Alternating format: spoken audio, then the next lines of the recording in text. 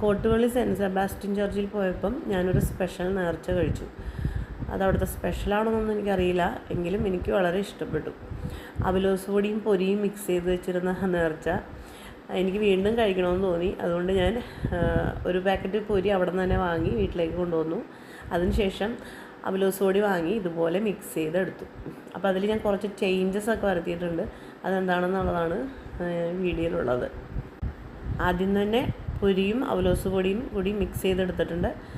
അതിനുശേഷം ശർക്കര ചേർക്കുന്നുണ്ട് അതിലേക്ക്. പിന്നീട് പാളയംകോടൻ പഴം കട്ട് ചെയ്ത് ഇതുപോലെ പീസസ് ആയിട്ട് ഇടുന്നുണ്ട്. ഇത്രയും മതി, നമ്മുടെ അവലോസ് പൊടി റെഡി. പാളയംകോടൻ പഴവും ശർക്കരയും പൊരിയും ചേർത്ത സ്പെഷ്യൽ അവലോസ് പൊടി. നല്ല ടേസ്റ്റാണ് കേട്ടോ. ഇത് എല്ലാവർക്കും ഇഷ്ടപ്പെടുമെന്ന് എനിക്കറിയില്ല, എങ്കിലും എനിക്ക് വളരെ ഇഷ്ടപ്പെട്ടു. ഇത് കണ്ടിട്ട് ഇഷ്ടം തോന്നിയവരൊക്കെ ഉണ്ടാക്കി നോക്ക്, വളരെ എളുപ്പമാണ്. നമുക്ക് വേണമെങ്കിൽ ഇതിലേക്ക് ഏലക്കയും ജീരകവും പൊടിച്ച് ചേർക്കാവുന്നതാണ്. ഞാനിതിലേക്ക് ചേർക്കുന്നില്ല. അപ്പോൾ വീഡിയോ കണ്ട് ഇഷ്ടമായെങ്കിൽ ലൈക്ക് ചെയ്യാൻ മറക്കല്ലേ. Thanks for watching.